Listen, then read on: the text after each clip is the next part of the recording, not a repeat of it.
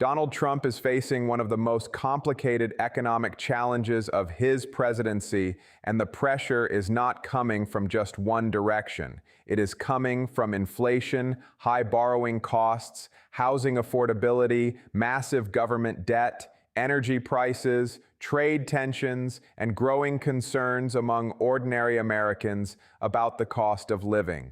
Trump built a major part of his political identity around the promise that he could make America richer, stronger, and more economically independent.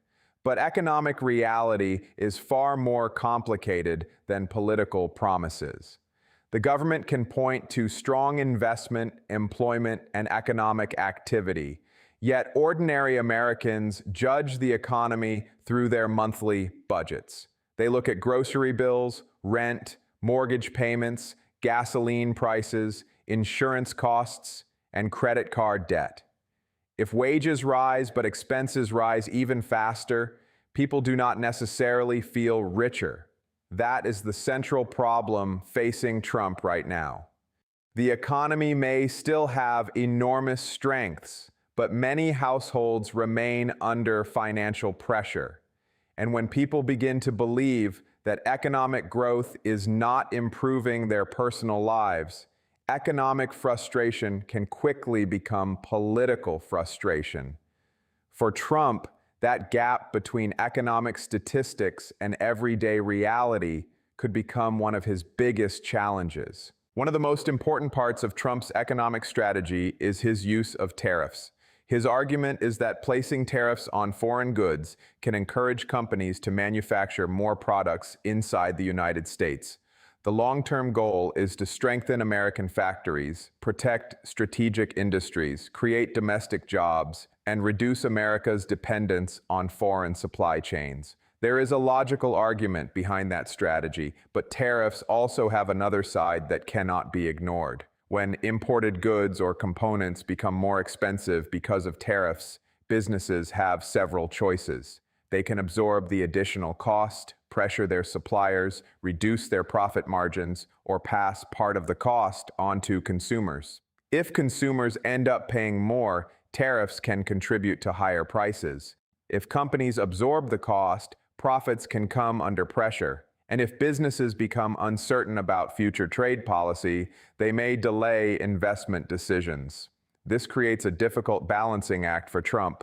He wants tariffs to encourage American manufacturing and increase U.S. negotiating power, but he also needs to prevent tariffs from making everyday life more expensive. The political danger appears when voters begin to connect higher prices directly with government policy. At that point, a complicated trade strategy becomes a simple question at the checkout counter. Why am I paying more? Inflation remains another major source of pressure. Inflation is not simply about whether prices are high, it is also about how quickly prices continue to increase. American households already experienced a major inflationary period after the pandemic, and consumers remain highly sensitive to price increases. Even if inflation slows, families may still feel pressure because the higher prices from previous years do not simply disappear. Groceries, rent, insurance, utilities, transportation, and other necessities can remain expensive. This creates a serious political problem for Trump because the president does not directly control inflation. The Federal Reserve uses interest rates and other monetary tools to influence economic conditions. Trump has repeatedly emphasized the importance of lower interest rates because cheaper borrowing can help consumers, businesses, housing, and investment. But if interest rates are reduced too aggressively while inflation remains above the desired level, price pressures could return.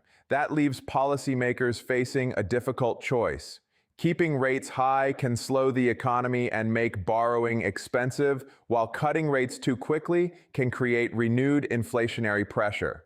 Trump therefore faces pressure from both directions. Americans want cheaper mortgages and loans, businesses want cheaper credit, and the government wants lower borrowing costs. But the economy cannot simply ignore inflation. That tension makes monetary policy one of the most important financial issues surrounding Trump's presidency. The housing market makes this problem even more visible. For generations, home ownership has been one of the most important parts of the American middle-class dream. But high mortgage rates have made purchasing a home much more difficult for many families. A young couple may have stable employment and enough money for a down payment, but if mortgage rates remain high, the monthly payment can still be beyond their budget. This creates another problem in the housing market. Existing homeowners who locked in very low mortgage rates may hesitate to sell their homes because purchasing another property would mean taking on a much more expensive loan. That can reduce housing inventory and make the market less flexible. For Trump, this creates a difficult political contradiction. He wants Americans to believe that the country is becoming more prosperous, but prosperity becomes harder to feel when younger Americans cannot afford to purchase a home. Housing is not simply a real estate issue. It is connected to wages, interest rates, construction, employment, consumer confidence, and household wealth. If housing remains unaffordable, frustration can spread far beyond the real estate market. A generation that believes homeownership is moving further out of reach may begin to question whether the economic system is actually working for them. That is why mortgage affordability is becoming such an important test of America's economic direction. Then there is America's national debt, which may represent the most serious long-term financial challenge. The United States has enormous economic power, deep financial markets, and the world's dominant reserve currency. Those advantages give Washington significant borrowing capacity, but they do not make debt irrelevant. As the national debt becomes larger, the government must devote more money to interest payments, particularly when borrowing costs remain elevated.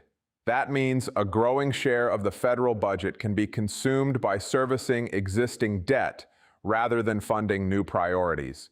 Trump simultaneously wants tax reductions, stronger defense spending, domestic investment, industrial expansion, and economic growth. Every one of those policies has financial consequences. If government spending continues to exceed revenue by a large margin, the debt burden can continue increasing. Financial markets watch this closely. Investors who become concerned about fiscal sustainability may demand higher yields on government bonds. Higher Treasury yields can then influence mortgage rates, corporate borrowing costs, and consumer loans. In other words, the national debt is not simply a number sitting inside Washington. It can eventually affect people on Main Street. The more sensitive government finances become to interest rates, the less flexibility policymakers have during the next economic crisis. For Trump, managing growth while controlling fiscal pressure will therefore be one of the most difficult economic balancing acts of his presidency. Energy prices create another potential problem. Trump has repeatedly promoted increased American energy production and lower energy costs. The United States is one of the world's largest energy producers, but domestic production does not completely isolate America from global energy markets. Oil is traded globally, and international events can influence prices even when American production remains strong. If conflict expands in the Middle East, if important shipping routes become disrupted, if sanctions change supply expectations, or if uncertainty increases around strategic waterways such as the Strait of Hormuz, global oil prices can react quickly. And oil prices affect much more than gasoline. Higher energy costs can increase transportation expenses, manufacturing costs, shipping prices, and the cost of moving food and other products around the country. This creates a difficult situation for Trump because geopolitical events cannot be completely controlled through domestic energy policy. Even if America produces more oil and gas, global supply and demand still influence prices. When gasoline becomes more expensive, voters feel the impact immediately. They see the price every time they visit a gas station. They do not need to study economic reports to understand that something has changed. This is why energy prices could either strengthen Trump's economic narrative or become another source of political frustration, depending on what happens in global markets. Trade relationships add another layer of financial pressure. The United States depends heavily on economic relationships with Canada, Mexico, China, Europe, and many other countries. American manufacturers, farmers, technology companies, retailers, and consumers are connected to international supply chains. Tariffs can provide negotiating leverage, but they can also create the possibility of retaliation. If the United States raises tariffs on a trading partner's products, that country may respond with tariffs on American exports. American farmers and manufacturers can then face higher barriers in foreign markets. Large corporations may have the resources to find alternative suppliers, but smaller companies can struggle when trade rules change rapidly. Businesses prefer predictability because long-term investment decisions depend on knowing what costs will look like in the future. If a company does not know whether a particular product will face a new tariff 6 months from now, it may delay expansion or search for more expensive alternatives. Trump's objective may be to increase American bargaining power, but economic uncertainty also has a price. If companies delay hiring, reduce investment, or pass higher costs to consumers, the consequences can eventually reach the political arena. That is why trade policy represents both an opportunity and a financial risk. The success of Trump's strategy will ultimately depend on whether the long-term benefits of stronger domestic production outweigh the short-term costs created by higher prices and uncertainty. The difference between Wall Street and Main Street is also becoming increasingly important. Financial markets can perform well while ordinary households continue to feel financially stressed.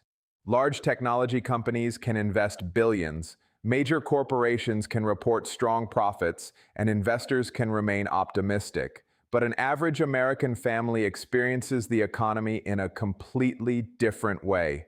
They measure the economy by how much money remains after paying rent or a mortgage. They look at grocery bills, car payments, insurance premiums, electricity costs, and credit card interest. If those expenses continue rising faster than income, a family may not feel that the economy is strong, even if financial markets are performing well. This difference between economic statistics and personal experience can have major political consequences.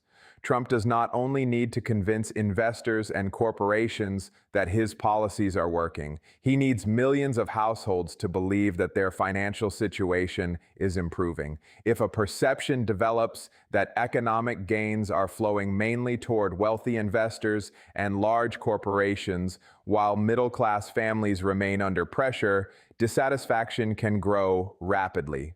This is especially important in an election environment. Voters rarely vote based solely on complicated economic data.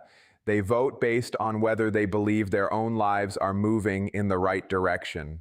For Trump, making that improvement visible at the household level may be more important than producing another impressive headline about economic growth. Trump also faces a complicated relationship with the Federal Reserve.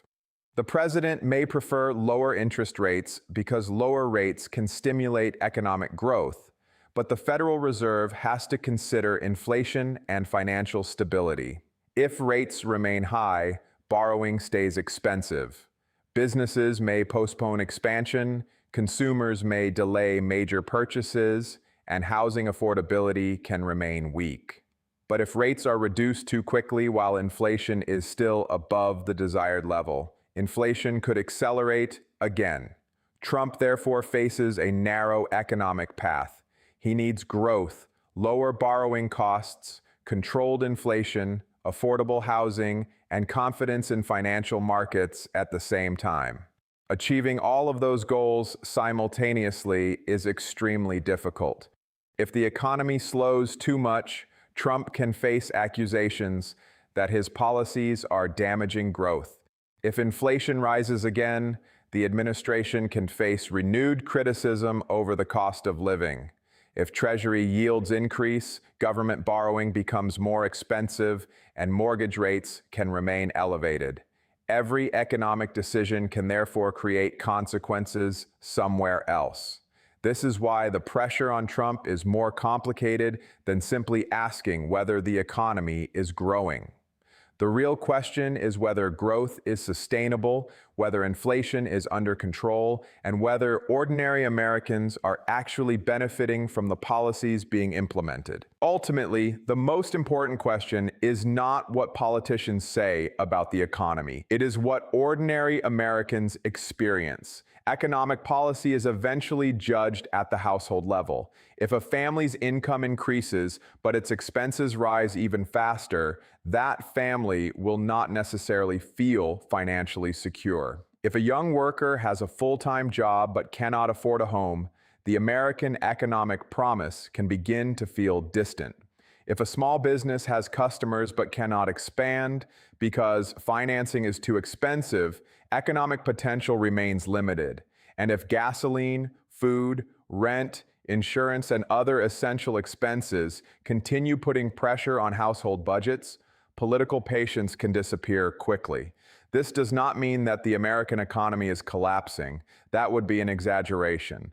The United States still has enormous advantages: powerful technology companies, massive energy resources, deep financial markets, productive industries, and significant global economic influence. The real story is more complicated. America remains economically powerful, but multiple financial pressures are operating at the same time. Trump's real test will therefore not be whether he can deliver another powerful speech or make another major announcement. The real test will be whether Americans feel